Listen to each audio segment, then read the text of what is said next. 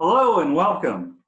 If you're watching this, chances are you did not come upon this by accident.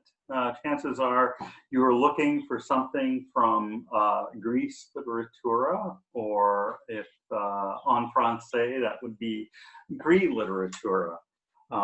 What is that? Well, I would hope you would know if you've come upon this, but Gris literatura is a nonprofit organization dedicated to engendering greater participation in poetry among all peoples, and opening up the possibility of poetry within us all through readings, open mics, and workshops. We are located in the Twin Cities, Minneapolis, Minnesota area, and have focused primarily on that. But now that we are all in this virtual reality, we can reach out to anybody, anywhere, and they can reach out to us and we can respond. So that is a fantastic thing in that regard. Let me set the scene here. That said, it is now, because we're hoping to post this on YouTube, you can watch this at your leisure anytime, but it is now, right now, where I am, mid-May 2020, and the world is gripped by COVID-19 fever. And yes, I realize that's gallows humor, even possibly worse than gallows humor, because it's a gallows pun. Anyway, flashback to March of the same year, and we, myself, our literatura, we're preparing to host our regular monthly reading and open mic at Prodigal Pub, located at 26th Street and 1st Avenue in Minneapolis, Minnesota. Post lockdown, they will still be open, so you definitely should go there. Fantastic Celtic pub with delicious homemade, home-baked food, owned by one family, et cetera, et cetera, et cetera. I can go on and on about it. I can go on and on about a lot of things. And we were going to have Robert Roddy read along with Nathan Bergstad, and as it turned out, as luck would have it, our reading was going to be on St. Patrick's Day, when it would fall, Tuesday, 17th. And as it was, Robert, who hails from Northern Ireland, was set to read from a whole host, well, three incredible Irish poets, W.B. Yeats, Seamus Heaney, and Gavin Boland. I think did I get that right? Yep. Great, thank you. Wasn't sure about the first name of the last one. Well, as fate would have it, thus alluding to the possibility that fate and luck are different things, you can discuss. And then let me know, because I don't know. As fate would have it, that was the very day that the lockdown started for our fair state of Minnesota. Order came down, and hence we had no reading. Since that time, we've been doing, Greece literatura, have been doing quite a bit of stuff online, workshops and classes and such. But Robert and I discussed the possibility of figuring out another way to do this reading because we really wanted to have this done. And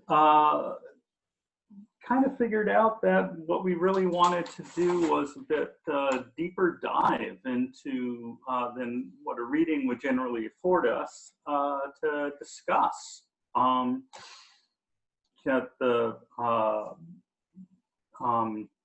The works of Yeats and Heaney and such.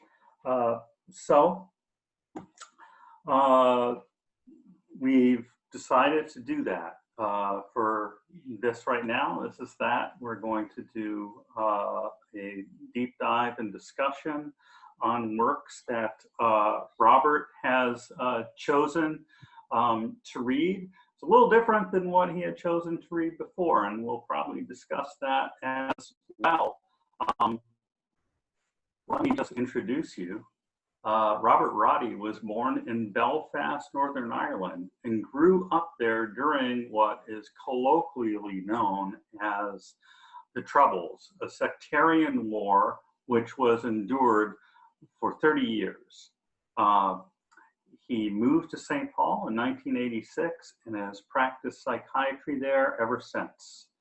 He has a keen interest in Irish poetry and is looking forward to reading selections of poems from W.B. Yeats and Seamus Heaney this evening.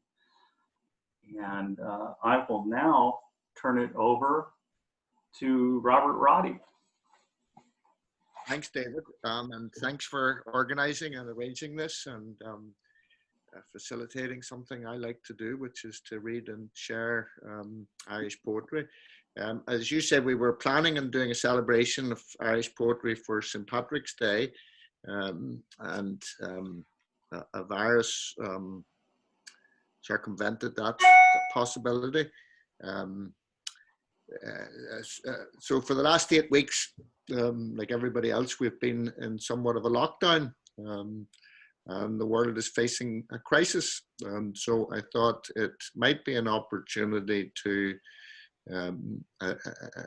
share some of the contemplations of two great Irish poets, probably the two greatest Irish poets of the 20th century during times of crisis, and their reflections on it. One of the best known poems I'll start with is Yeats's Second Coming. The Second Coming. Turning and turning in the widening gyre, the falcon cannot hear the falconer. Things fall apart, the centre cannot hold. Mere anarchy is loosed upon the world. The blood-dimmed tide is loosed, and everywhere the ceremony of innocence is drowned. The best lack all conviction, while the worst are full of passionate intensity. Surely some revelation is at hand. Surely the second coming is at hand. The second coming. Hardly are those words out when a vast image out of Spiritus Mundi troubles my sight. Somewhere in sands of the desert, a shape with lion body and the head of a man, a gaze blank and pitiless as the sun, is moving its slow thighs, while all about it reels shadows of the indignant desert birds. The darkness drops again, but now I know that 20 centuries of stony sleep were vexed to nightmare by a rocking cradle. And what rough beast, its hour come round at last, slouches towards Bethlehem to be born?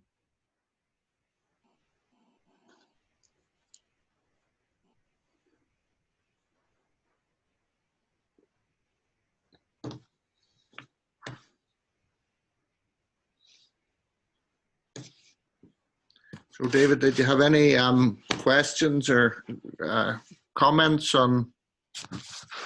Well, I think what we should do, we had discussed reading several poems and then discussing. So I think originally, Okay, let's do it. Yep. Okay. The second poem is a Seamus Heaney poem, and it's a poem selected from Wintering Out, which we can talk a little bit about. The poem is called Augury, and it's a prescient poem written in 1972 about the coming troubles. Augury. The fish faced into the current, its mouth agape, its whole head opened like a valve. You said, it's diseased.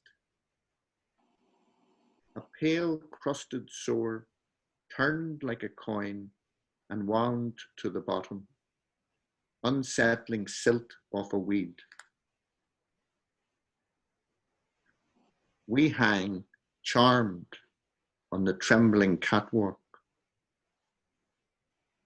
What can fend us now, can soothe the hurt eye of the sun, unpoison great lakes, turn back the rat on the road.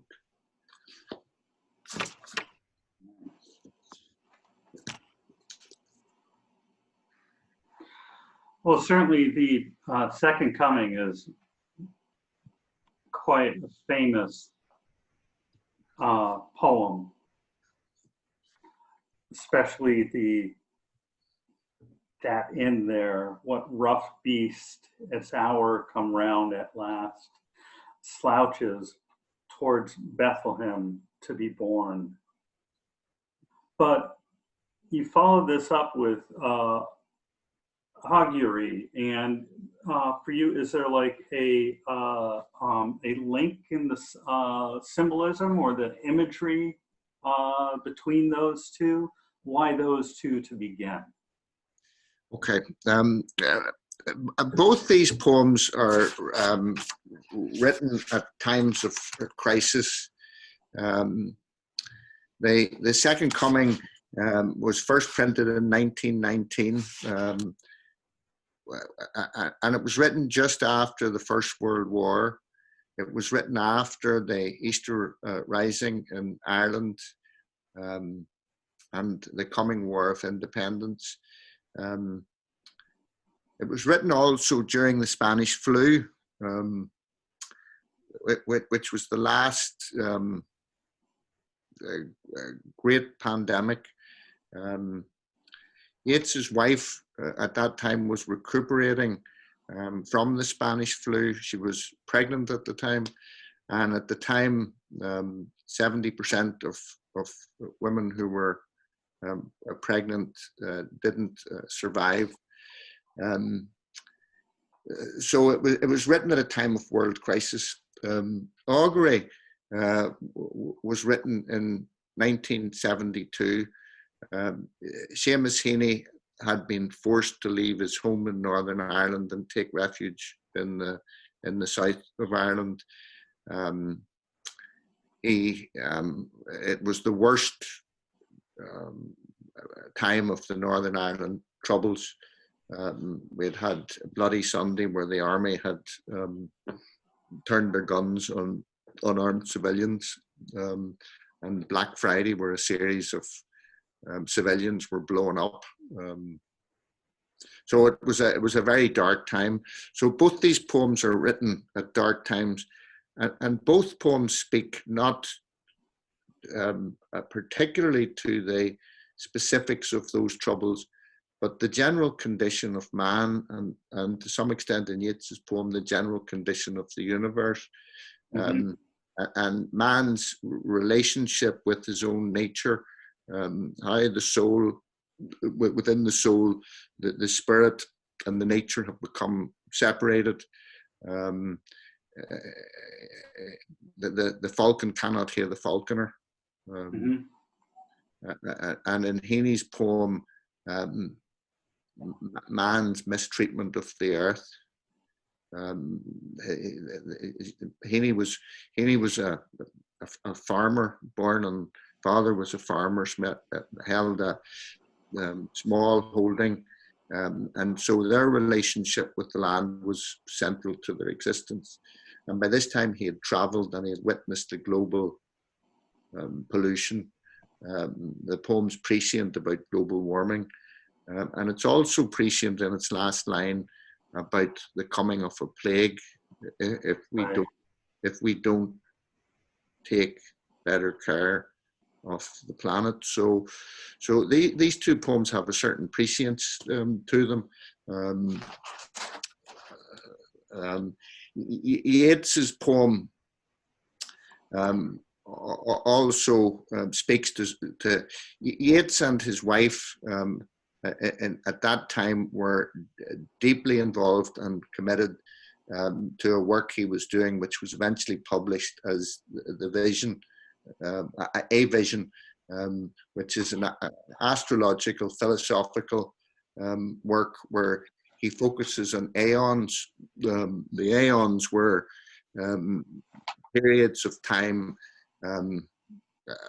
which really coincide with astrological signs and what's called the precession of the equinoxes, which I won't go into details of, but they're periods of 2,000 years. And the 2,000 years from about the birth of Christ until the present time was known as the Piscean Age. And as you probably remember from what became popular in the 60s and 70s, people began to think we were moving into the age of Aquarius. And Aquarius is the age of the sign of Aquarius is the human, and its opposite sign is Leo, the lion. Right. So what Yeats is sort of obliquely referring to here is we're entering into the age of Aquarius, and there's a new spirit about to assume command and centrality, taking over from the Christian era, from Christ the fisherman, the Piscean Age, and moving into this new era. And what is it going to bring? He said the signs of the agitation, the signs of this new time coming. And the book of vision he was writing was about how, as one era came to its expansion, another era was, and its finale, another era was seated. That's what the gyres were. And so the Piscean Age has come to its completion. You've gone from Christian to the antithesis of Christianity with this mass slaughtering of man in the Second World War, and locally in Ireland with rebellion. And what's going to replace this?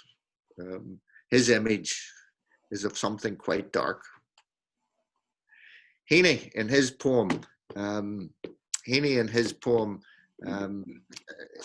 is somewhat more consoling. The title of the book that poem was published in was called Wintering Out, and Wintering Out became, at the beginning of the COVID crisis,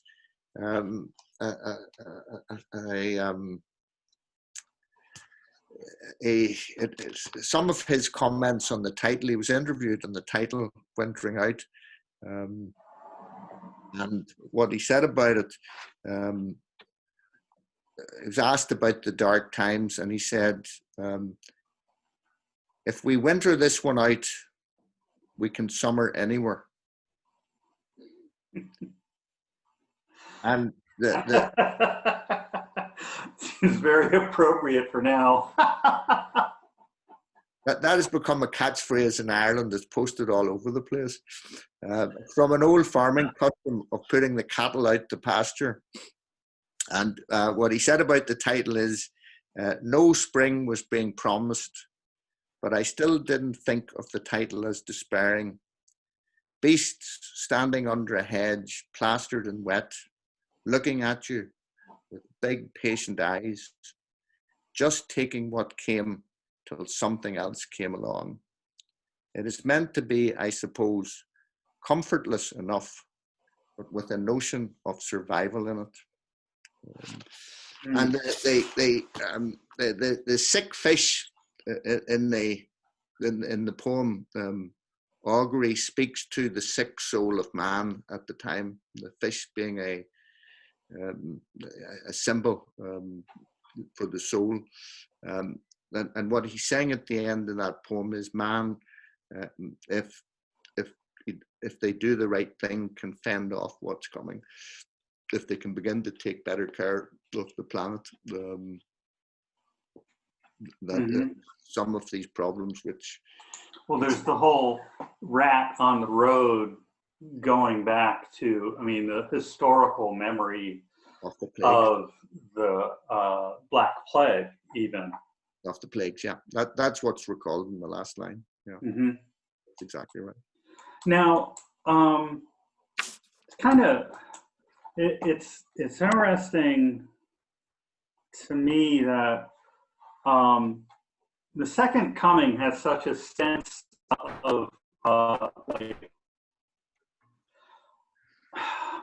it's such a I get almost a sense of like a gathering of huge dark clouds on the horizon hurrying towards us. Okay. That, I mean, again, the end, what rough beast slouches towards Bethlehem, you know, and already there's the sense of like a biblical sense about it, about possibly the beast in Revelations, the beast in the Apocalypse. And then in Heaney's, it's such a small focus. And, you know, we're talking about a fish, a dead fish. And even if you want to, when you go to like the larger memory, it's just to a rat in the road. I found that kind of fascinating between the two. Even with wintering out again, it's Heaney's focus is such on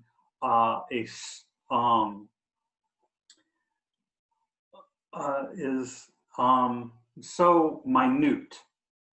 You know, he's looking at a cow's eye, the eye of the cow, basic cow. I wonder if that might be part of, maybe that's part of the modernist inheritance, you know, William Carlos Williams focusing on a red wheelbarrow, you know, as opposed to, and what was that written, like 1930s or something, I think. And as opposed to, I mean, Yeats to me always feels like there is always a larger thing going on. I don't know if you have that feeling about it as well, or. Yeah, I mean, I think that's right. I think there's I think Heaney starts us with the particular, and you know, he takes us to a fish, you know, a single soul, a troubled soul, and he generalizes it. That so far, what he said in the poem is, so far we've been lucky. Mm. but we're hanging from a trembling catwalk. In other words, we can see what's happening. It's Right. We hang charmed. yeah, it's shaky, but we need to do something. It's and he's still optimistic that there are things that we can do that may alter the course of our destiny. Yeats is more at that time accepting that destiny is going to do what destiny is going to do, whether we like it or not. You know, when They're a little more fatalistic, almost. it's coming. You know, I mean, Yeah. it's coming. There isn't the same notion of survival. Yeats doesn't give you the same notion of survival that Heaney gives for Yeats. It's not Right. Because just he ends with like, turn back the rat on the road. You know, that there's a possibility. we can still do it. You know, it's Yes. like that certainly in that poem, and that poem is written to the people in Northern Ireland at the time. And I think Heaney had, in truth, already accepted that the people in Northern Ireland were in for a marathon struggle. Mm-hmm, mm-hmm, And I think he had a certain sense of abandonment, of having to leave. I mean, I think he was very torn over it for a number of years. mm-hmm. He had to get out to keep himself and his family safe, raise them outside of that atmosphere of madness, you know. Mm-hmm. Now, where was I don't mean to go on just about these two poems because we have a lot other, but where was Ireland at this time as of the Second Coming? And again, thinking of what's most immediate to us, that background of recovery from the Spanish flu, the 1918 influenza. Where was Ireland in its struggles at that point? Well, in 1916, there had been a rebellion at Easter in Dublin, Mm-hmm. which was inspired in a lot of ways by poets and by poetic ideologies. And it was David against Goliath Yeah. affair. I mean, it was never going to succeed militarily. It was a sacrifice. It was an Easter sacrifice. And after the rebellion, the rebels were executed, and that brought outcry about the mercilessness of the British Empire, which facilitated negotiations between Britain and Ireland for the beginning of independence. So it was the start of the independent movement, but things weren't settled in Ireland at the time, Mm-hmm. because there was arguments and fights internally between different parties as to what terms should be accepted for settlement. Mm-hmm. Mm-hmm. So it wasn't peaceful. All right. Wow, that was a lot to get. It's very interesting too that so both of these poems, the crises that would be fair to say that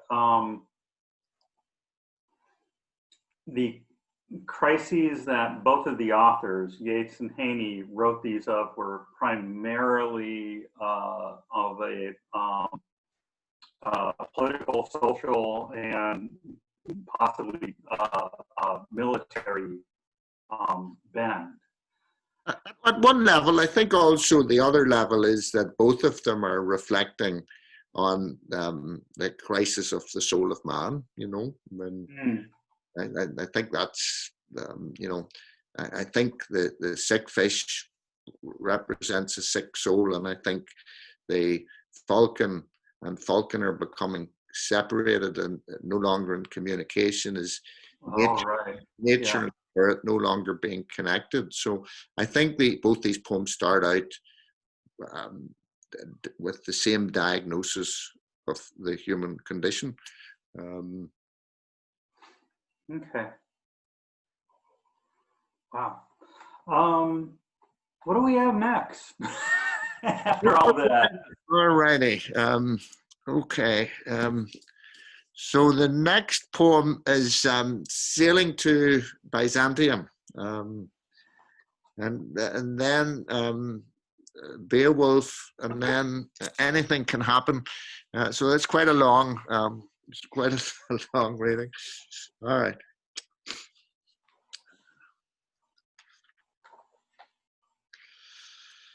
So Sailing to Byzantium was Yeats' poem, which opened probably his most famous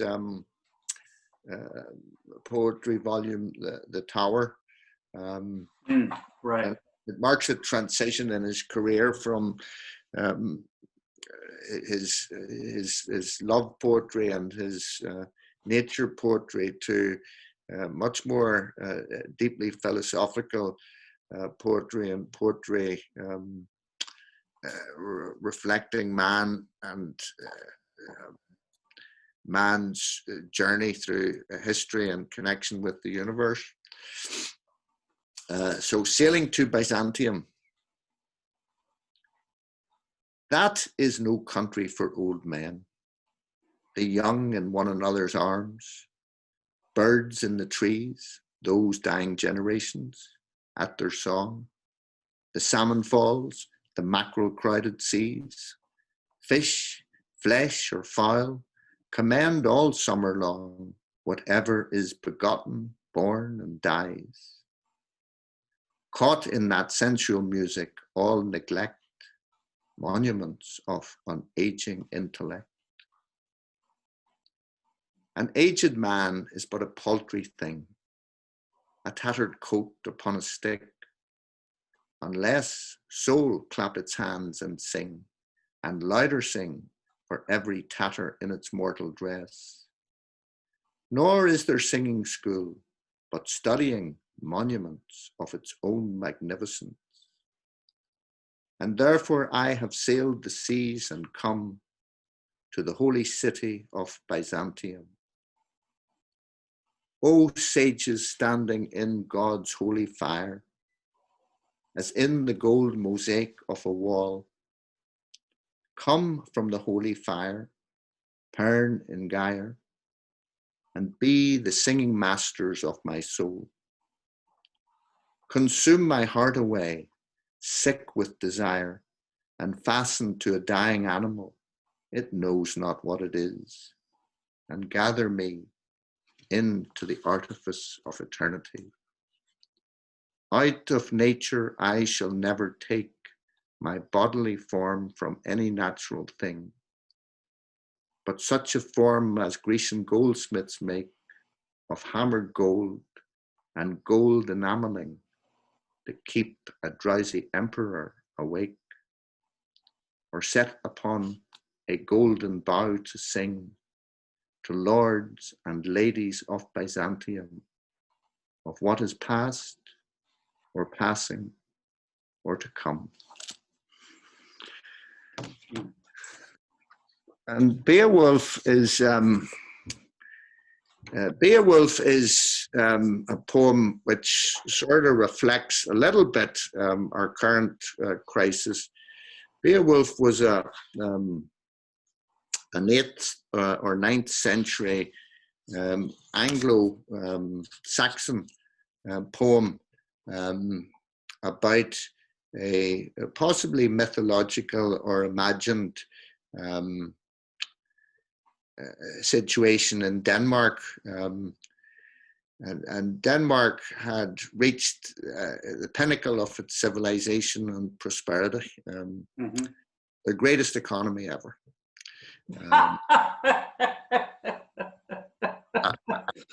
That's why we want to buy Greenland. And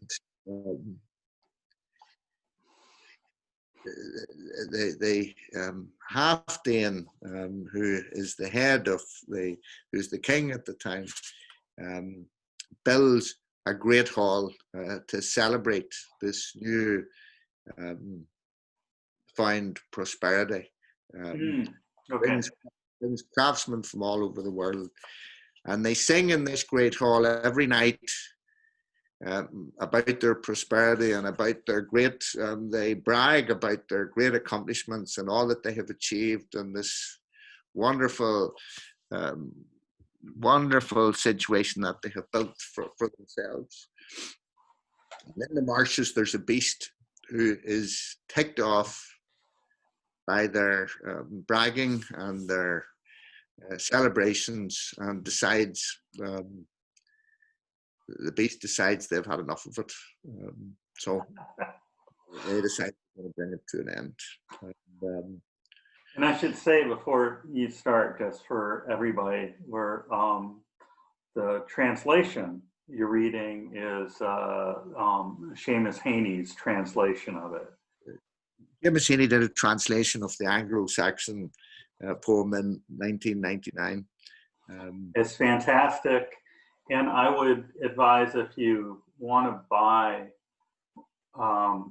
this second Norton Critical edition, is incredible because of the amount of background it has in it, not just, of course, the translation and James notes, a full thing of the context that is cited throughout it, and some of the criticism, some of the papers written about it, including, to begin with, J.R.R. Tolkien's thing on Beowulf. He did a translation as well. He did. And it was, in fact, it was his translation that inspired Heaney. Oh, really? Okay. It was his translation that inspired Heaney, that it was a poetic work, that it was a work of the imagination, not just a recording.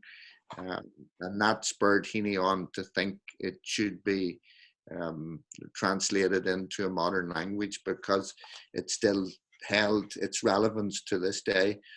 The name of the beast is Grendel, but if we substitute Corona, oh yeah, okay, we wouldn't be far. We wouldn't be far off. I won't do that, but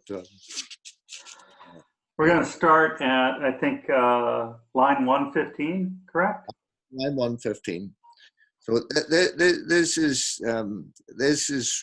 they're singing their own praises. They've upset the beast, and the beast is about the proud.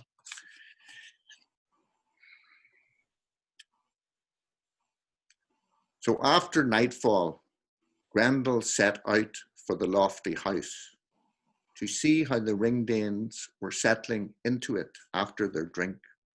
And there he came upon them, a company of the best, asleep from their feasting, insensible to pain and human sorrow. Suddenly then, the God-cursed brute was creating havoc. Greedy and grim, he grabbed 30 men from their resting places and rushed to his lair. Flushed up and inflamed from the rage, blundering back with the butchered corpses. Then, as dawn brightened and the day broke, Grendel's powers of destruction were plain. Their vassal was over. They wept to heaven and mourned under mourning.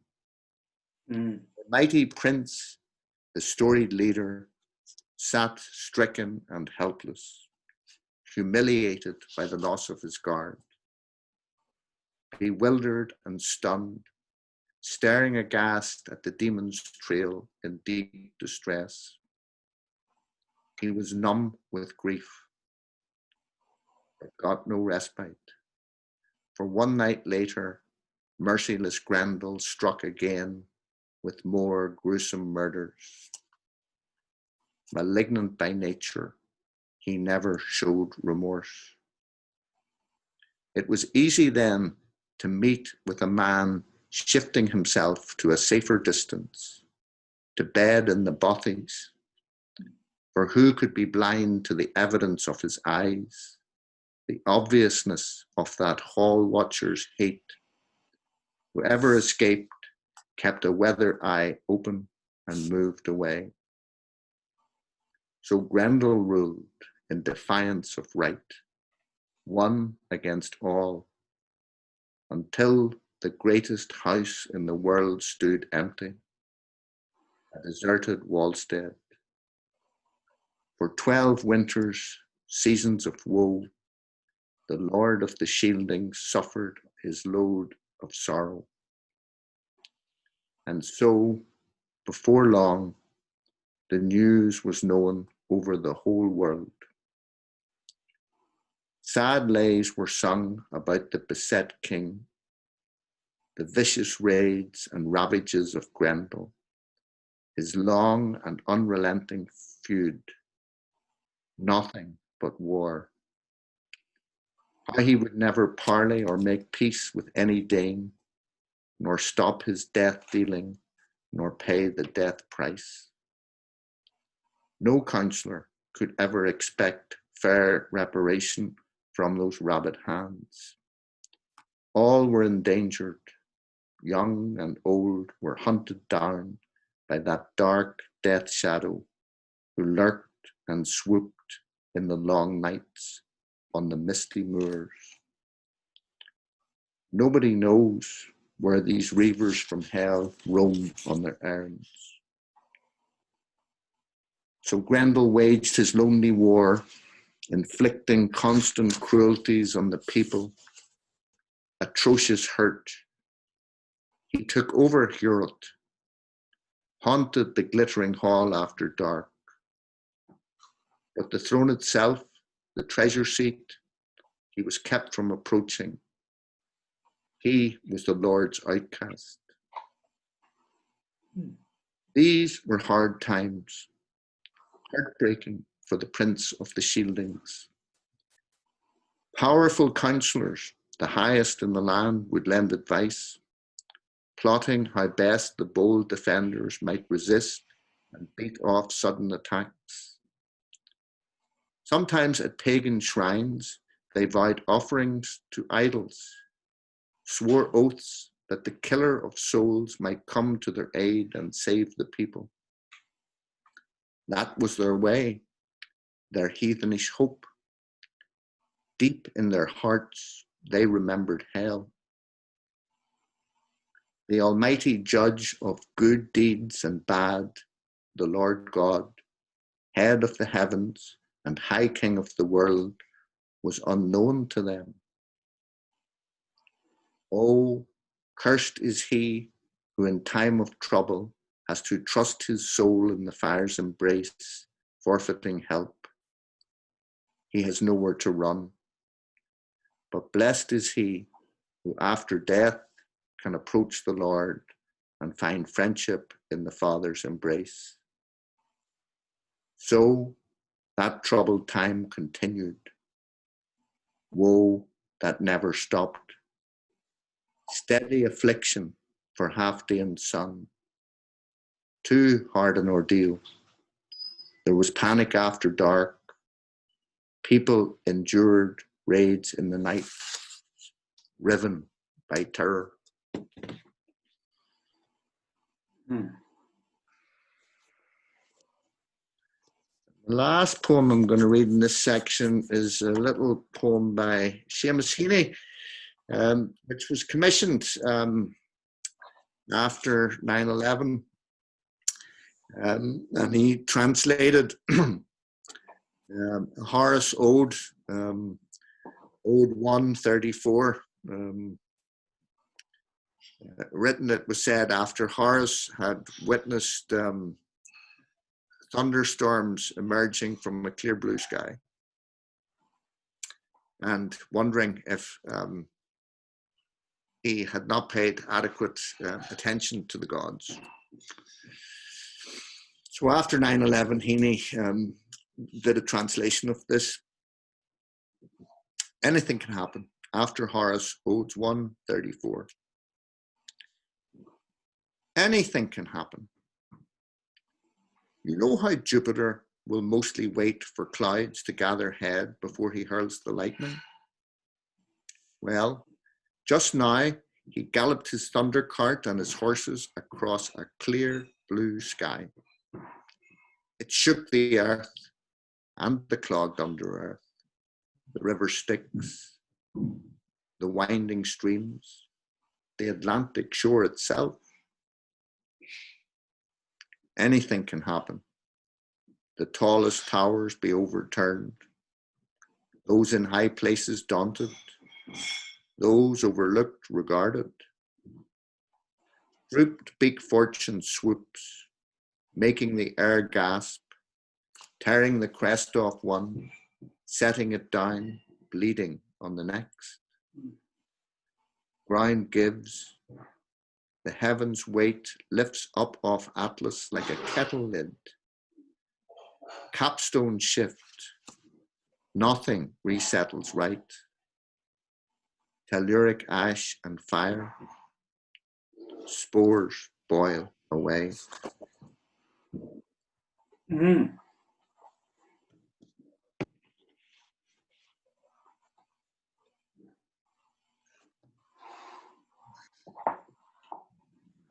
Wow. Well, there's a lot for you. Yeah, there is. There's a lot to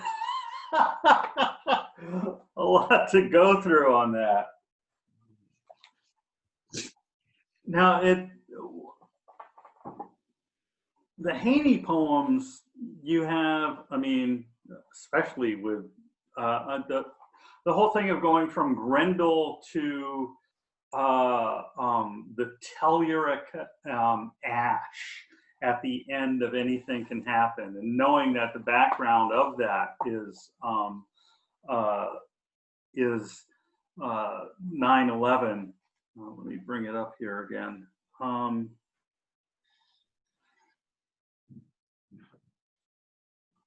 mean, we're talking. If I had mentioned before, if we talked before about how Heaney's focus is on those previous poems was very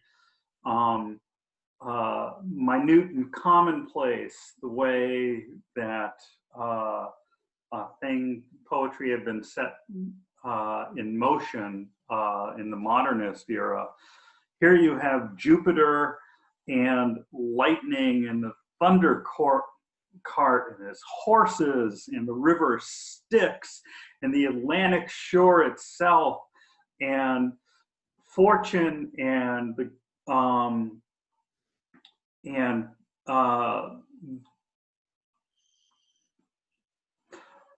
well, it's just a lot of big stuff happening.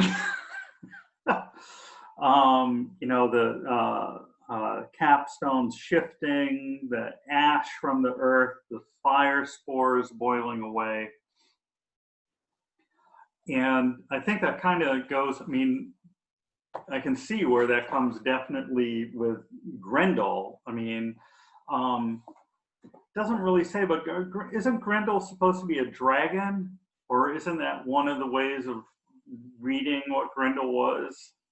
Yeah, dragon-esque, like marsh creature. Yeah. Mm-hmm.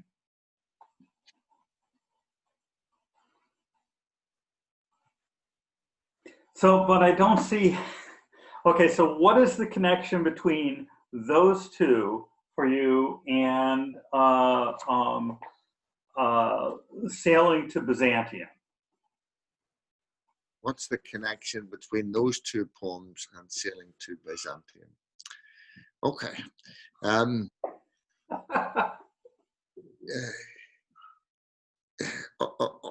All of these poems, I think, all of these poems comment.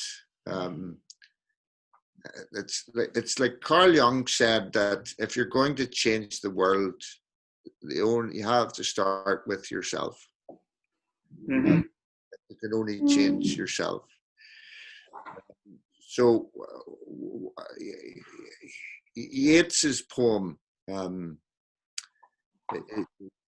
That Is No Country for Old Men, could be taken as a backward look at the corpus of all of his work to that point. And I'm turning over literally a new leaf. So he is changing himself. And he is moving away from the being too caught up in instinctual, emotional immediacy, and not divorcing himself from it, certainly, but his poems thereafter are more. That poem is a reflection and a laudation for the achievements of man and the achievements of intellect as it has moved, and the achievements of art. Heaney's poem, Heaney writes a piece on translating. I think it's called translating Horus, and he writes a piece on that poem. Oh, okay. And he talks about exactly the same thing. What he's writing about in this poem is, can art stand up? He starts off his piece by talking to two friends who were in Italy at the time of 9/11 and feeling very separated, not being able to get back home because, if you remember, all the planes were stopped for a while, and so they couldn't fly back. And they what they did was they went from one museum to another, trying to see if any of the artwork could speak to them, because they didn't have access to the solace of friends and comfort, a bit like the present time comfort of familiar. Yeah.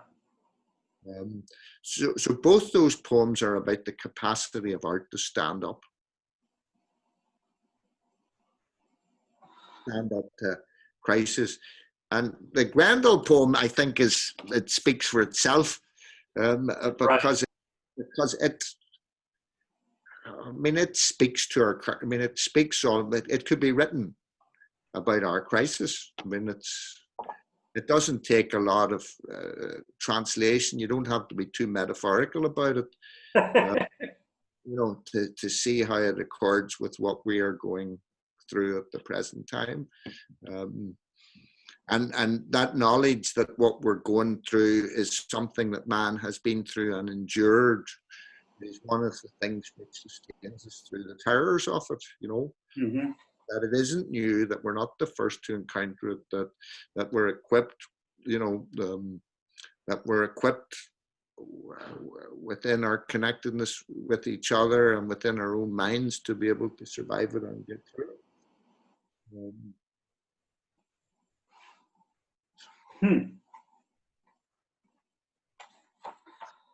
I had found it interesting, actually, and so in sailing to Byzantium,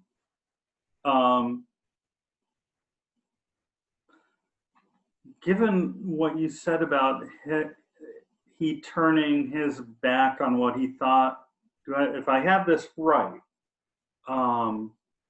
about him turning his back purposefully on an old man's way of doing poetry, right? I think so. Yeah, I think the line consume my heart away, sick with desire and fastened to a dying animal. Right. Okay. Because so does he see himself? Because at the beginning, the young in another's arms, birds in the trees, those dying generations. does he see himself as being part of one of those dying generations, and now he's sailing to Byzantium to find the sages and be young? Yeah, I think he sees his poetry as having been part and parcel of the young in one another's arms, birds in the trees, dying generations, all their song, the salmon falls. I mean, that's a lot of what he has written about up until that point. I think he's making a change, and I think he's saying that land that I've inhabited for so long and that I've drawn on for so long is not the land of an older man. But that's not what I should be making the art of be coming from. That is No Country for Old Men. No Country for Old Men, which is where the movie title came from. I think they might have. Well, that's a whole nother discussion. Which I think we should really read Cormac McCarthy for before we go into the movie. But the other thing, so he wrote this as part of. So he said this is like the start of a new direction for him. And this is the name of this publication was The Tower. Is there something, the Tower in the tarot is about the destruction of an edifice where the foundation is rotten.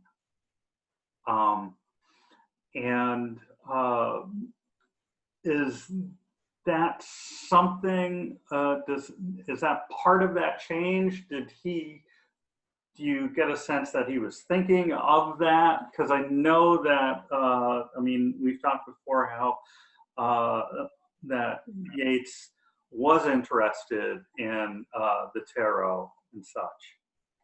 Yeah, and he had built a tower for his young wife. He and his young wife had built a tower which he lived in for about 12 years, lived part of the year in from 1917 until 1929 or thereabouts.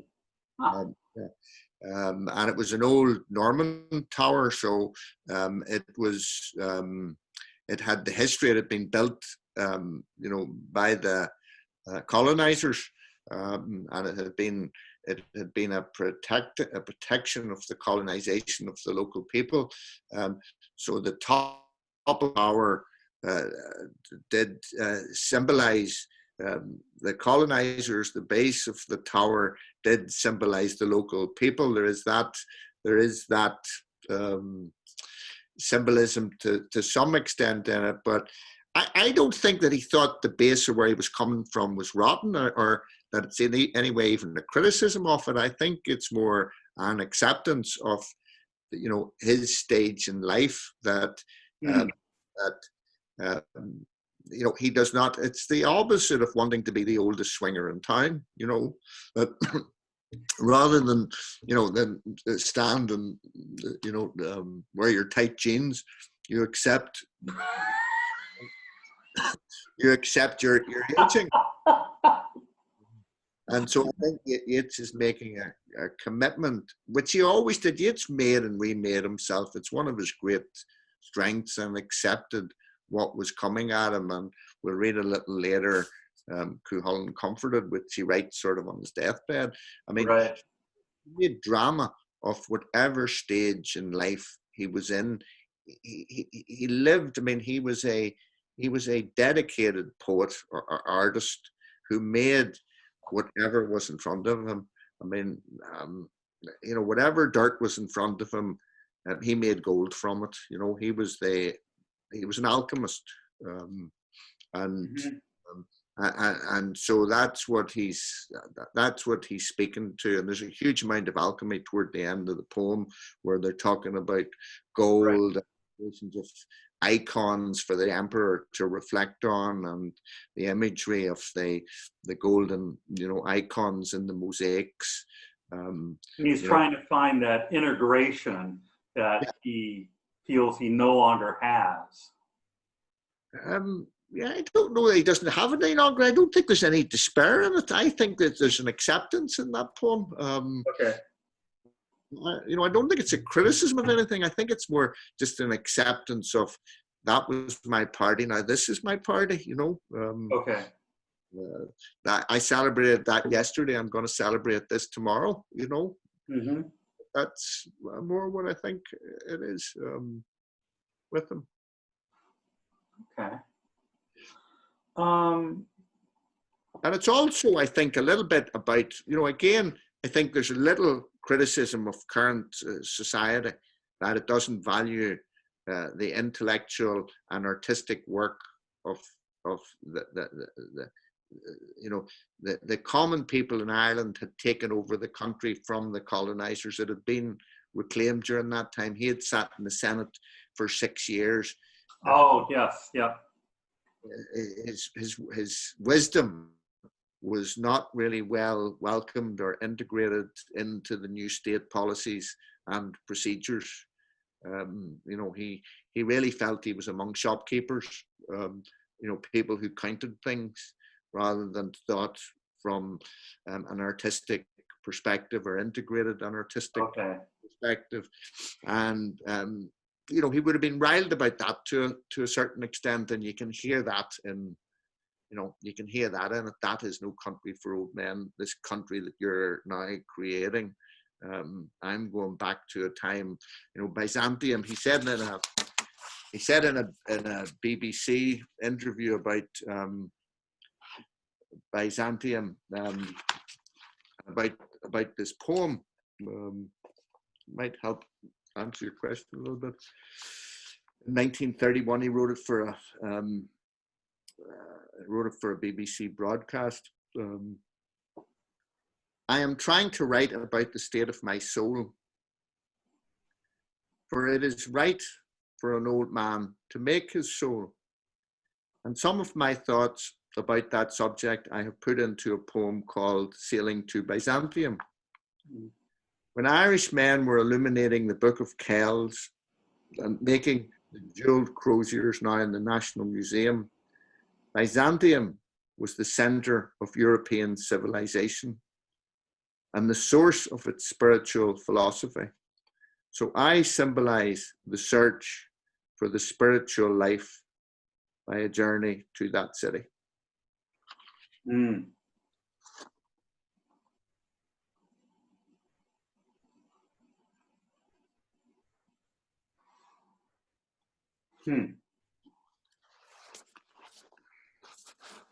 Thank you for that. I think you have, do you want? Yeah, so what I have now, I have 3 Yeats poems and then 3 Heaney poems. And they're short, so they're not as long. Well, I think this is actually a pretty good segue too to that first one, right? Because it's Innisfree. Innisfree, yes, and it's a nice. This was the first poem I was going to read at the Prodigal bar, because the start of it, "I shall arise and go now," is taken from the King James Bible of the Prodigal Son. Oh, yes, yes. What the Prodigal Son says when he's returning. Right before he returns. Perfect. Yeah. We'll have to do that again. We will make sure to do that. This is pretty much, though, I think this is certainly the first one I knew of Yeats, and I think I'm not alone in that. This is one of the most famous of his. Most famous poems written very early when he was a young man, written in 1888 when he was 23 or 24 years of age, 24 years of age. The Lake Isle of Innisfree. I will arise and go now, and go to Innisfree, and a small cabin build there, of clay and wattles made. 9 bean rows will I have there, a hive for the honey bee, and live alone in the bee-loud glade. And I shall have some peace there, for peace comes dropping slow, dropping from the vales of the morning to where the cricket sings. There midnight's all a glimmer, and noon a purple glow, and evening full of the linnet's wings. I will arise and go now, for always night and day I hear lake water lapping with low sounds by the shore, while I stand on the roadway or on the pavement's grey, I hear it in the deep heart's core. And the next poem was written during the War of Independence when he was in his tower, and he's looking out the window of his tower while the War of Independence is going about all around him. And it's the 6th poem in a very well-known collection of poems called Meditations in a Time of Civil War. The stars nest by my window. The bees build in the crevices of loosening masonry, and there the mother bird bring grubs and flies. My wall is loosening. Honeybees come build in the empty house of the stair. We are closed in, and the key is turned on our uncertainty. Somewhere a man is killed or a house burned, yet no clear fact to be discerned. Come build in the empty house of the stair. A barricade of wood or of stone. Some 14 days of civil war. Last night they trundled down the road, that dead young soldier in his blood. Come build in the empty house of the stair. We had fed the heart on fantasies, the heart's grown brutal from the fair, more substance in our enmities than in our love. Oh, honeybees, come build in the empty house of the stair.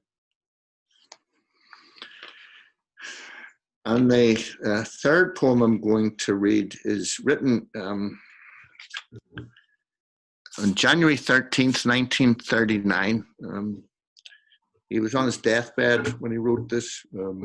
He had a dream about Cuchulainn, and he got up and he dictated the dream to his wife, and then from the notes he wrote this poem. Cuchulainn, for people who don't know, is an Irish hero, famous, very famous from the Ulster cycles, known for his capacity to rev up and take out armies from when he was a little boy. And this is Cuchulainn after he dies. Cuchulainn comforted. A man that had 6 mortal wounds, a man, violent and famous, strode among the dead. Eyes stared out of the branches and were gone. Then certain shrouds that muttered head to head came and were gone. He leant upon a tree as though to meditate on wounds and blood.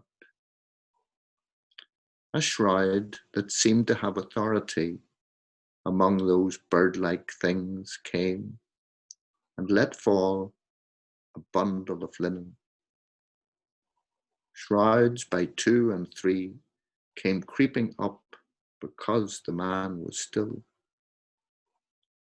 And thereupon that linen carrier said,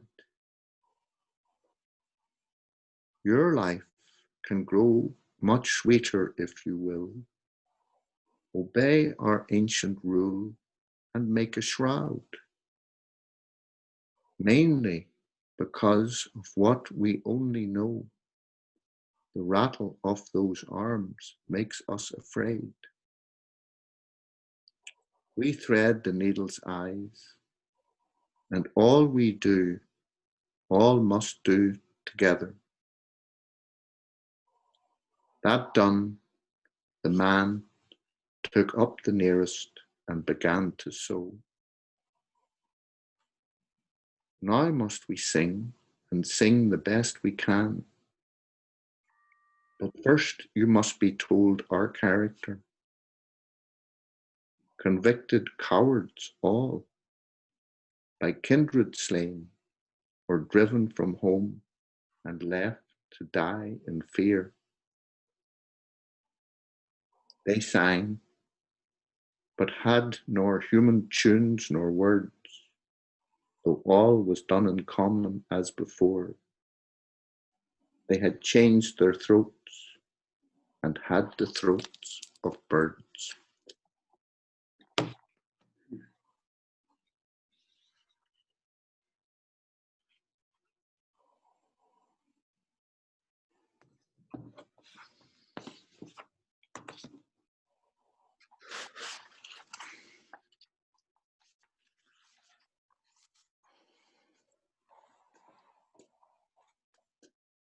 I find this one to be one of the more difficult ones, or I'm having troubles understanding. Exactly. So let me see, those 3 poems, as I say, Innisfree was written when he was young. It's a poem which obviously speaks to the, the divine in nature. Right. The yearning for a spiritual communion with nature. It's another spiritual journey poem. It's what the Irish would have called a pilgrimage poem. Right. Pilgrimages to islands and building of islands and the building of hermitages and islands would have been very common among the ancient Irish, early Christians and saints. So it's that notion, that yearning to be a hermit, to go inward, to escape from modern technology. No Zoom poetry readings on Innisfree. No Zoom.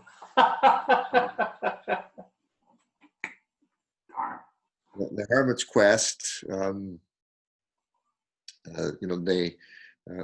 longing for essential spiritual truths and the finding of them in nature. So it's a nice poem to contrast with Sailing to Byzantium. Mm-hmm. Right. I didn't note that. It seems like a lot of Yeats is about traveling to some place where he feels his soul to be, where he feels his soul to be, where he feels more integrated. Yeah, where he feels where his soul will become more integrated. Yes, I think Right. that's. Yeah, Whether that be going to Innisfree or whether that be going to Byzantium.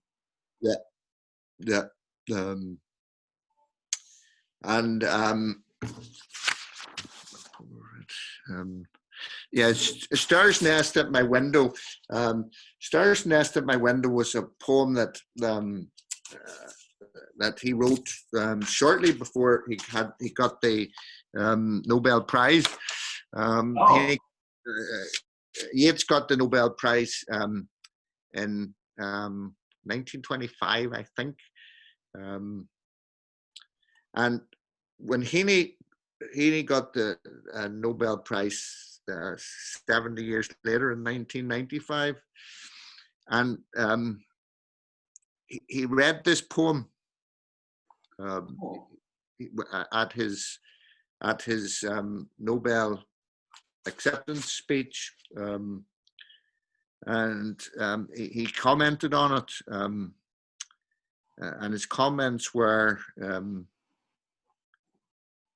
that it's a poem which tells us that massacre will happen again, but also credits as a reality the squeeze of the hand, the actuality of sympathy, and the protectiveness between living creatures.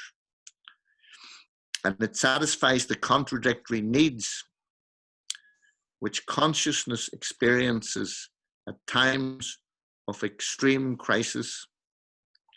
The need, on the one hand, for a truth-telling that will be hard and retributive, and on the other hand, the need not to harden the mind to a point where it denies its own yearnings for sweetness and trust. And that's pretty much that last stanza then of and Yeats had said pretty much the same thing. He's sitting in his tower at the time, 1922. Ireland has been given its independence. As soon as it's given its independence, two factions go head to head, brother against brother. He's sitting watching this, helpless. The lines more enmity, more passion in our enmity than in our love. He begins to wonder if some of his early poetry, or he begins to take responsibility and to feel a sense of guilt about his early poetry sending out, and his early plays sending out some of the rebels. Oh, okay. It's now been created. And what he wrote about the writing of this poem is that he felt an overmastering desire not to grow unhappy or embittered, and not to lose all sense of the beauty of nature. And he uses the honeybee, which is it's an archetypal image of harmony and regeneration. And he finishes up his tribute to Yeats. Heaney's Nobel acceptance speech was titled "Crediting Poetry," and in his final lines, he asks, "What credit do we give to poetry? What is the power of poetry?" And he says, "It is the power to persuade that vulnerable part of our consciousness of its rightness, in spite of the evidence of wrongness all around it. The power to remind us that we are all hunters and gatherers of values, that our very solitudes and distresses are beneficial insofar as they too are an earnest of our veritable human being." And that's the poem that he picks to do that. Now, the one you were having trouble with was the last one, Cuchulainn Comforted. Yeah. At first I thought I got it. But, you know, it's something about, I mean, because it's Cuchulainn, who, I mean, frankly, is kind of like an insanely brave person. I mean, you're talking about, what's the story where he was like 9 years old and beat up everybody in his school? Yeah, beat up all the guys in the hurling team and took them on and beat them all, and then the hurling team, and he beat every one of them, even though he was the youngest. Yeah. You know, so to say that, but first you must be told our character, convicted cowards all, by kindred slain, or driven from home and left to die in fear. They sang, but had no human tunes, nor words. And, you know, the whole thing that then they had changed their throats because they had become birds. So it kind of puts them literally on a loftier level. So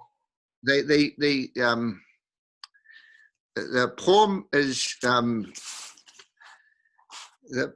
is written in terza rima. Three lines, rhyming first 1, 3, 2, 4, on and on.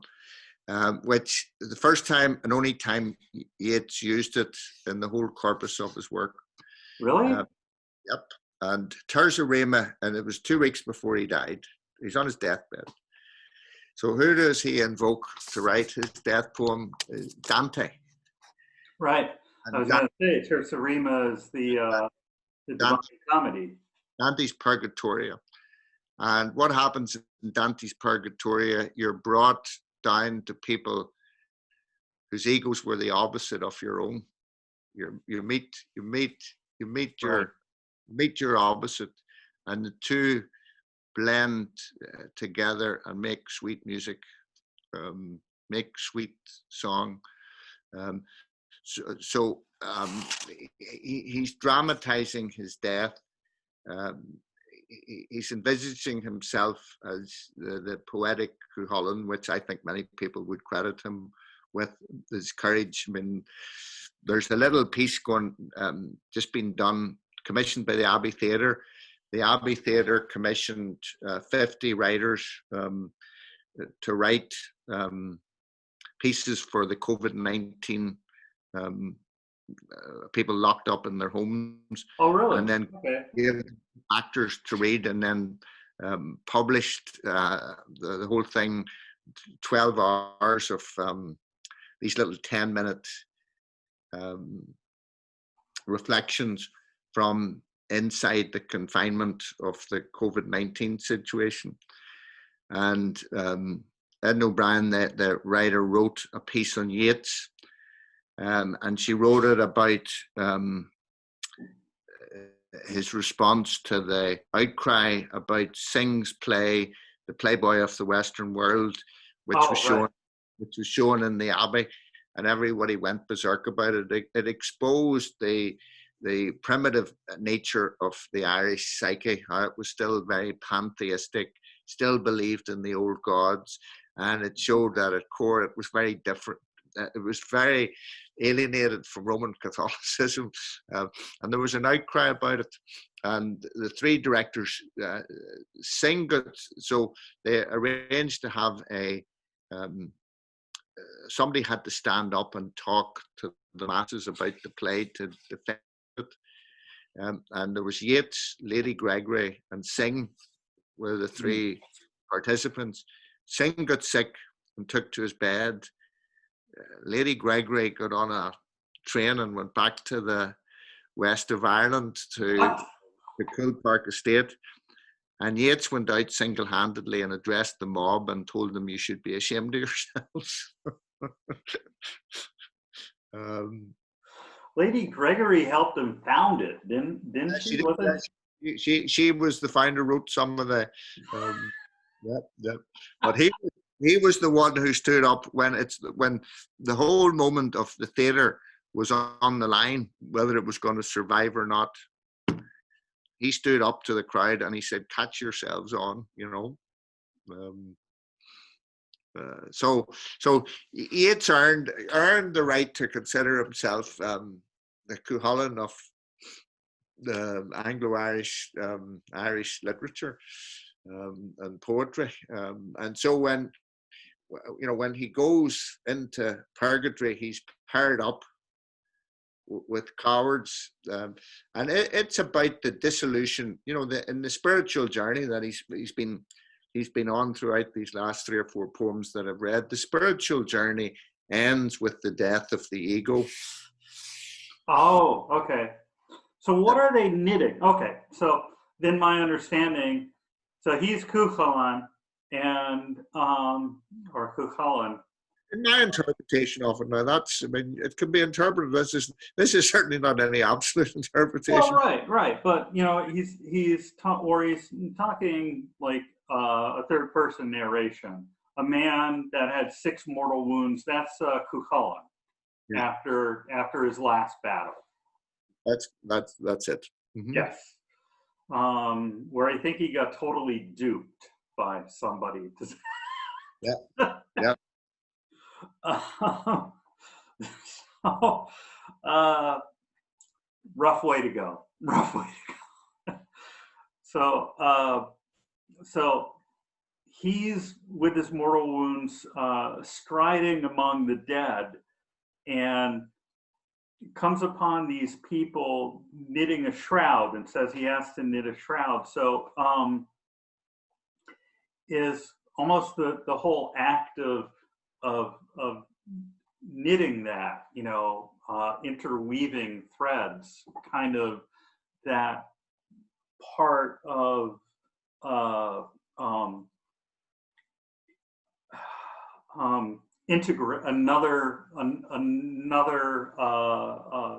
metaphor for integration. Yes, and I think there's it is easier for a camel to enter through the eye of a needle than for a rich man to enter heaven. I think there's that involved in it as well. That right, because we thread the needle's eye. It's all, and all we do, all must do together. So I think there's a surrendering of the heroic ego, which he's speaking to, which is the final part of his spiritual integration, and the knitting together. Every brave person always has a cowardly alter ego. I mean, braveness and courage go hand in hand. So people who are always fighting are always cowards. People who are always provoking fights are always cowards. So there's always the two together, and what you're finally seeing is a coming together of the two.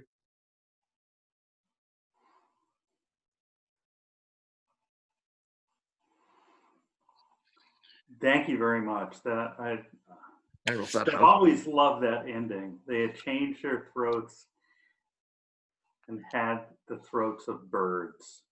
And he saw the spirit as he saw as the same in Byzantium, where he becomes the golden bird upon the tree. Oh, geez. I didn't even think of that. There's always that image of the songbird, right. As the poet. It's like well, that's the stare too. Yeah, it's like the stare's nest. Keats's nightingale, when Keats is fantasizing about death, it's the nightingale that he's longing to join,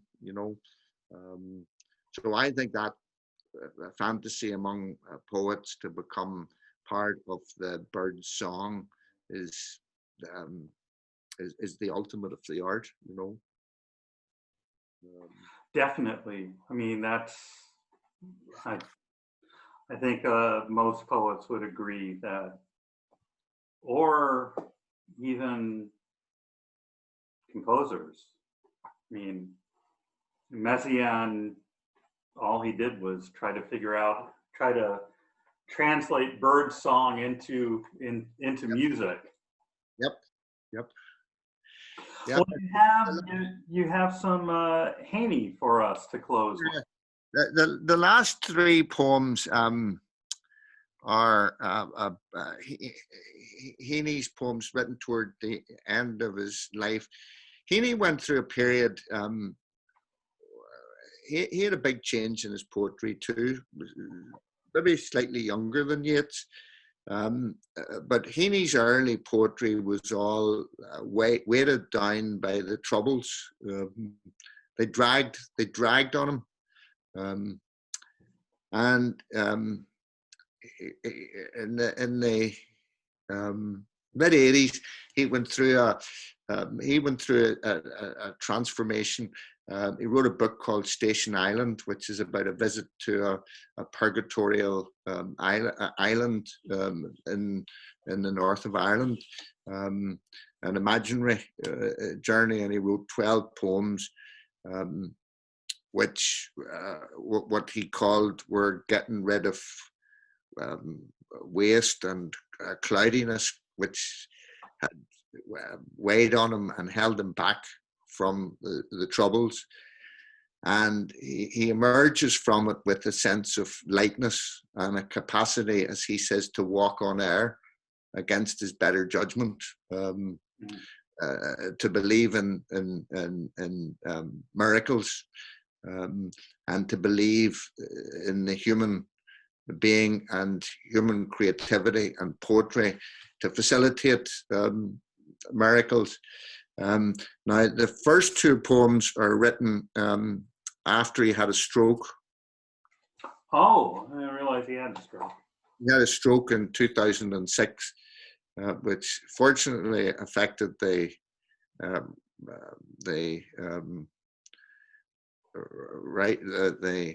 right side of his brain and left his linguistic function pretty much intact. So he still had the same genius as a writer.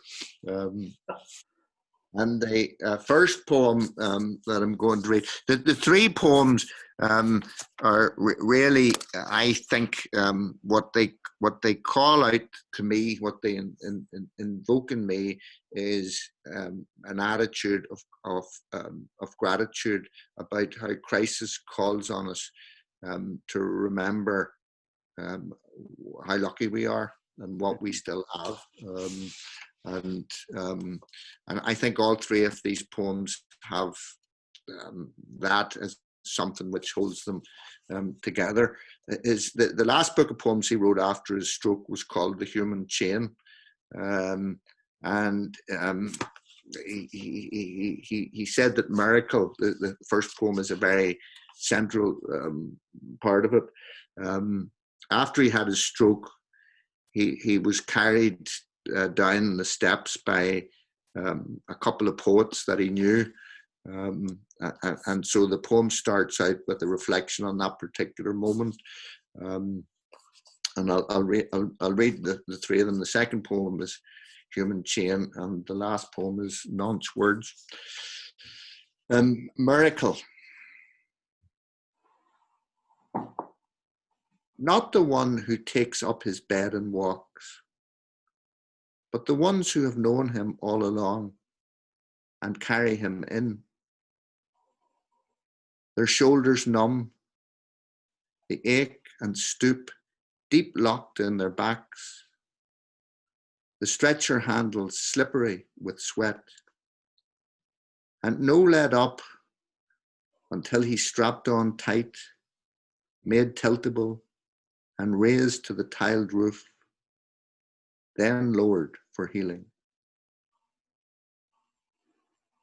Be mindful of them as they stand and wait for the burn of the paid out ropes to cool, their slight lightheadedness and incredulity to pass. Those ones who had known him all along. Next is Human Chain. It's written for Terence Brown, who was an Anglo-Irish literature professor at Trinity College in Dublin. Human Chain. Seeing the bags of meal passed hand to hand in close-up by the aid workers and soldiers firing over the mob, I was braced again with a grip on two sack corners, two packed wads of grain I'd worked to lugs to give me purchase, ready for the heave. The eye to eye, 1, 2, 1, 2, upswing onto the trailer, then the stroop and drag and drain of the next lift. Nothing surpassed that quick unburdening. Back breaks, truest payback. A letting go, which will not come again, or it will, once and for all.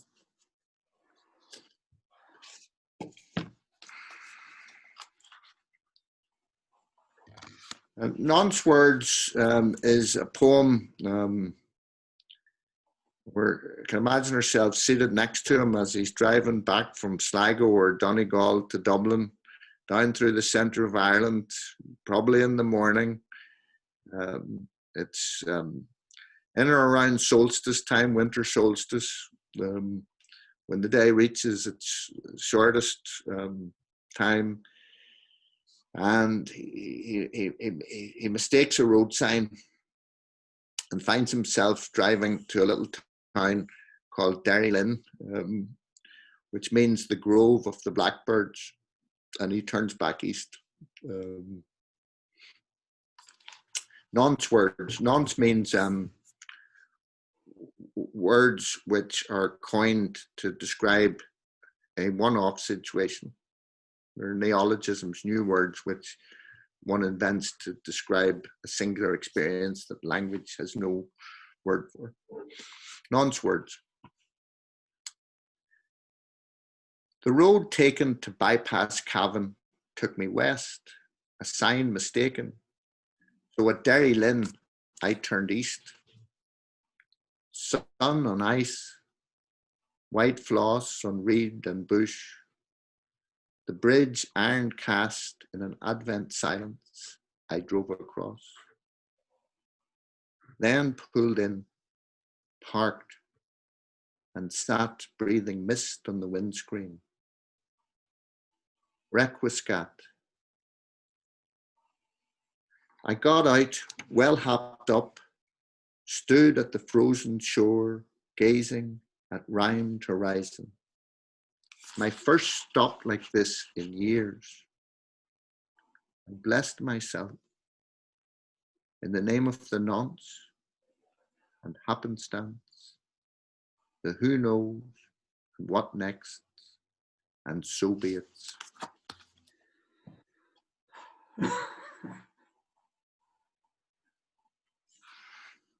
I really love that one.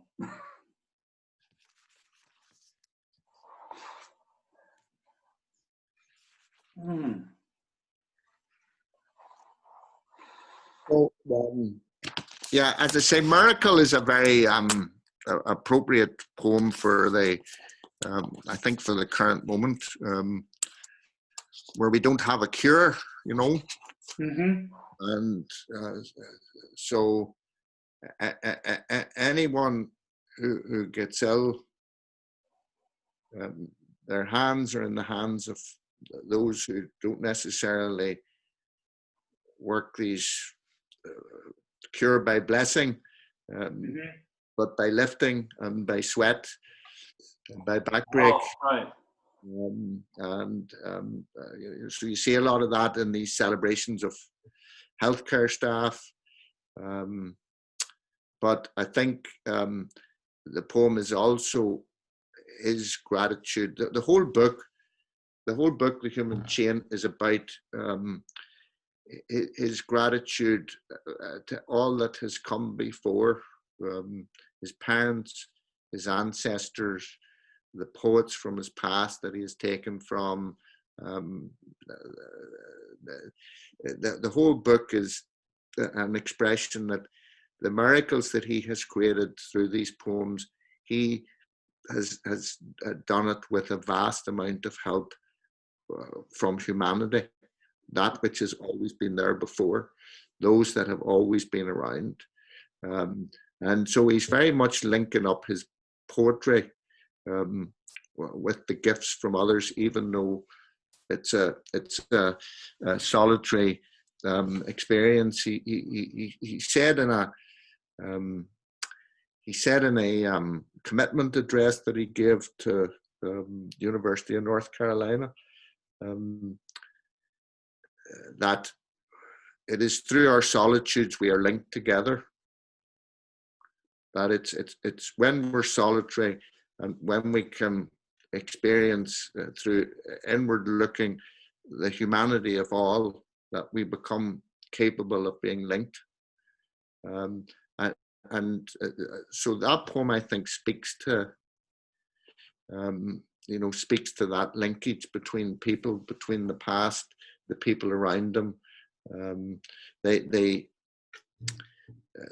The idea of the miracle through the tiled roof, he had referred to in an earlier poem called Skylight, where he had gone away on vacation. He used to write all his poems up in this hutched, they had a cottage, and he went up to the roof of it, and it was all enclosed. And when he was gone on vacation, or when he was in America, his wife put a skylight. And he said he was initially like quite upset, but he soon came to realize that was part, it let the light in, and that was very metaphorical for him, that it was a miraculous, it was part of his own miracle. So he's paying tribute to all of those people who have done all of those things, not just when he was sick, but I think from his childhood onwards. And I think it's a very deep expression of gratitude. I found that with, I do always have that sense when reading Heaney, is there's that gratitude and recognition. But another thing also, which I think you kind of strike at with Miracle, and certainly with Human Chain, is his real appreciation, I think, for just the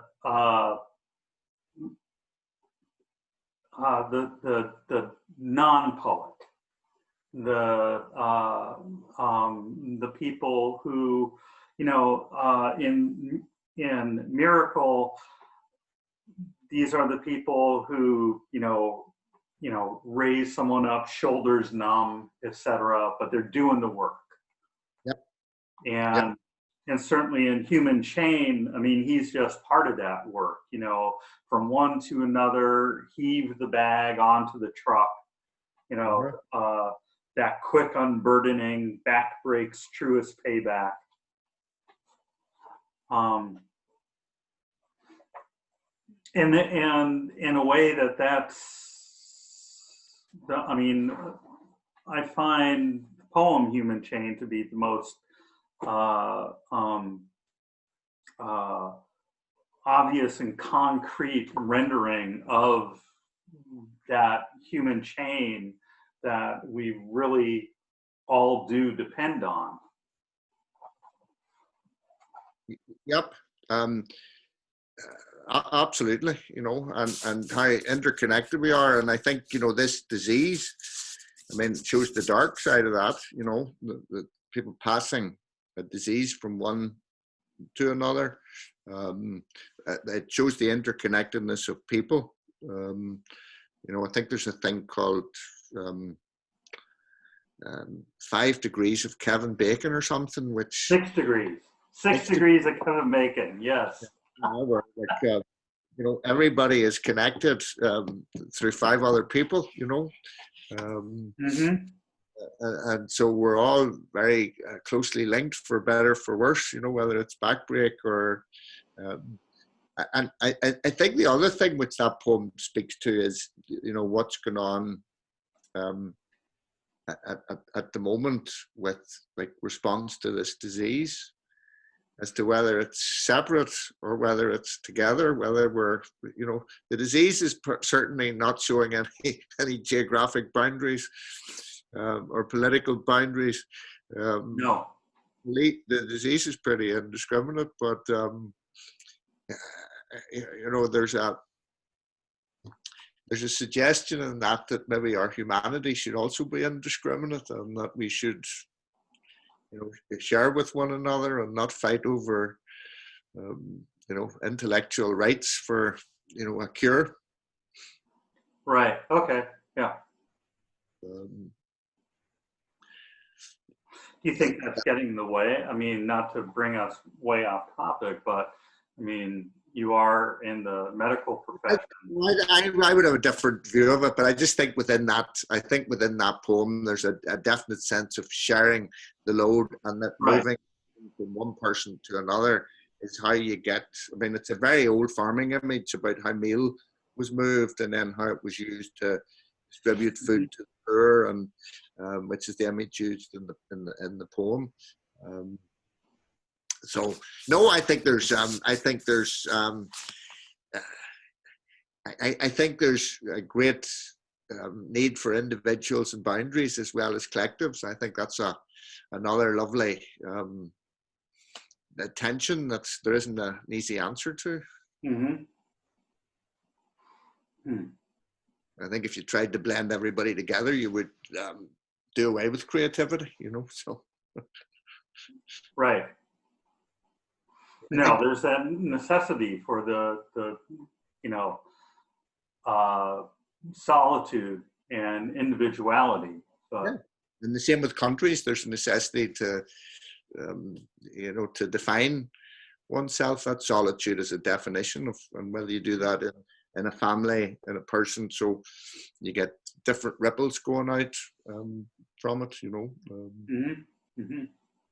So, no, I don't have strong feelings that there's one side of that's better than the other. I think both have both have their merits and demerits. No, and then we close out with nonce words, and that is just I love that the whole sun on ice, white floss on reed and bush. I can definitely see exactly that kind of thing early in the morning, where, you know, the mist settles and it's just cold enough for, you know, the things to crystallize at that point. That's fantastic. Yeah, and I think the poem, I think, you know, with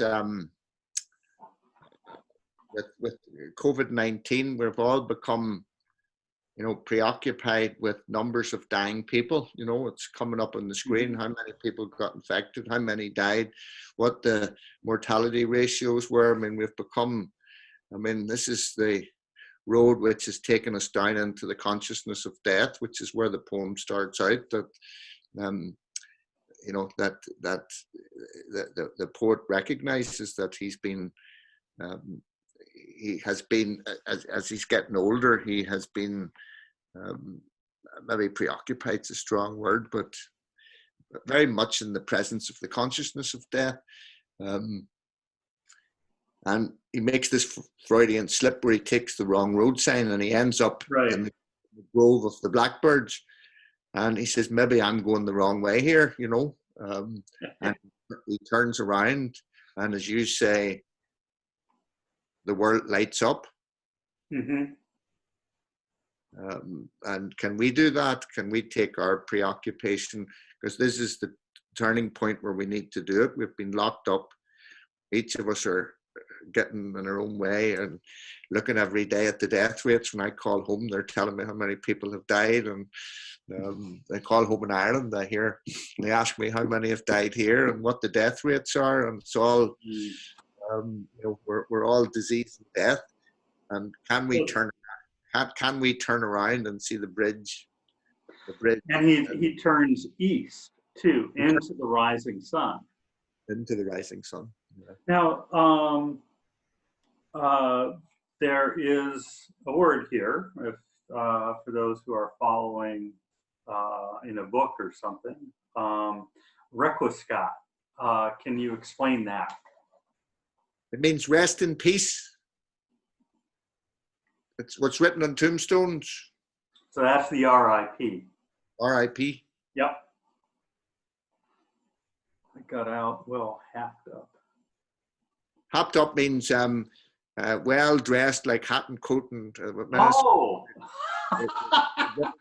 Like well hopped up or something, caffeine or something. Up means well prepared to deal with life. Well prepared. I am ready to take this on. Well prepared to deal with life. It's us getting well hopped up now. We have to go out with our masks and our gloves and our social distancing. Are we going to get out well hopped up, ready to re-engage with the world? I got out well hopped up. I had my coat, my scarf, my gloves. I'm ready to embrace this cold winter morning. And stood at the frozen shore, gazing at the rimed horizon. I love that. Rimed horizon. That is fantastic. My first stop like this in years. So this is just like a happenstance stop. And he has been so focused on doing his stuff in life that he has not done this like, I'm just going to stop right here kind of thing. I think it's the mistake that awakens him. I think it's like what Freud talked about in the Freudian slip. We do something, we make a mistake, and the mistake we make, if we reflect on it, wakens us up to the direction we have been going in. You know, that we're unconsciously driving toward death and making, you know, the grove of the blackbirds. I mean, it's quite an illuminating mistake. You take the wrong turn and drive into a grove of blackbirds, like. Little ominous. You have that. Well, you have to ask, what am I doing here? And that will then.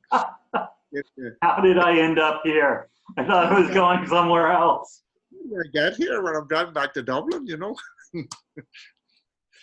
So there's a little bit of an awakening in that, I think, you know, and then there's an appreciation. You know, there's a coming to grips with where your head's been at, you know, right. Which is what we're going to have to do. Come to grips with our own fear and our own, you know, our own preoccupation with personal protection and fear of death, and where we're at after this, because I don't think anybody really knows what normal looks like after this. Yeah, to get our new normal and to see the white floss and the illuminated bridge and the, you know, and drive across it and toward the rhymed horizon, you know. Well hopped up, you know. I like that. They blessed himself in the name of nonce and happenstance for the who knows and the what next and the so be it. Yeah, that you embrace the mystery of it. That the mystery, that instead of being terrified of what's not, you know, what's not known, which is where we have become. We listen to these, you know, these experts talking, and they don't know this is a new illness, so they really don't know what's going to happen yet. And their lack of knowledge and the lack of science about this frightens us, and we don't embrace it. We don't say, you know, we don't embrace it the way, you know, the adventurers who came to America wanted. Always to be at the front. There was a frontiers country where people always wanted to be at the edge of the unknown. You know, they didn't know, they wanted to be in the uncharted, unmapped territory. Now we're all waiting to be told, given, you know, what are the 5 things I need to do to not get sick. I mean, that's a completely different consciousness from founders. Yeah, yep. Yeah, and it seems like a lot of folks are just like, well, I want to ignore this entirely and go back to what it was. Don't tell me what to do. Just Well, that can be a denial, you know. I know that's what I'm saying, a denial. That there can be a denial which isn't any healthier. I mean, denial's not going to get you too far. No, it'll get you in a bad place, but pretty quick, I think. No, I don't think that poem's about denial. I think that poem is about living and appreciating the mystery of the unknown. But he does say he is well hopped up, so he's like ready for it, and he has assessed that. You know, whatever is going to come, I will be able to deal with it. He says to his sons at one of the early poems he's writing, when he's teaching them to fly a kite, and the kite is very strong, he says, "Get in there, boy, fit," you know, born fit for it, that you have it within you. And he said that it's interesting because he said the best lessons father ever taught him, or one of the best lessons, was flying a kite, which was passing on that wisdom. You got to let things fly and that you're fit for it, you know. And so that poem, he's reminding himself of that lesson. You know, he's recapturing that moment from his childhood. We are fit for this. This is frightening. This is scary. This might kill a lot of people, but we are fit for it. And there's a mystery involved in it. We should embrace the mystery. I think it's embracing, you know, the radical acceptance, embracing where we're at. You know, radical acceptance. That who is knows what next, and so be it. That's what the DBT therapist would call it, radical acceptance. That's exactly right. You're exactly spot on. I know that stuff. All right. Thank you, sir. Well, Robert Roddy, thank you very, very, very, very much. All right, David, thank you. It's been a pleasure. I will hopefully talk to you soon, everybody. Hopefully, we will be back at the Prodigal Pub sometime shortly.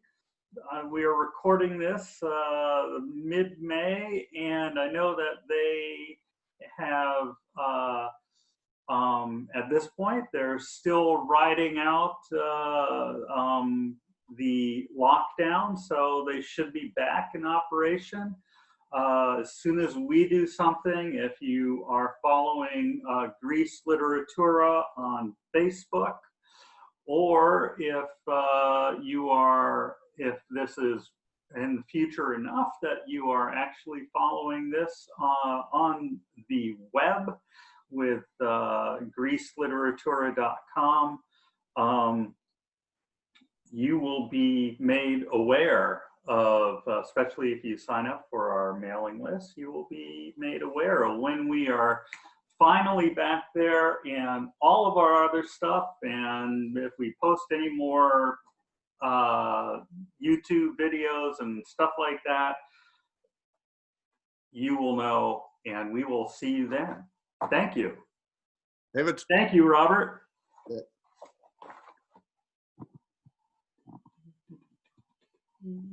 Stop recording.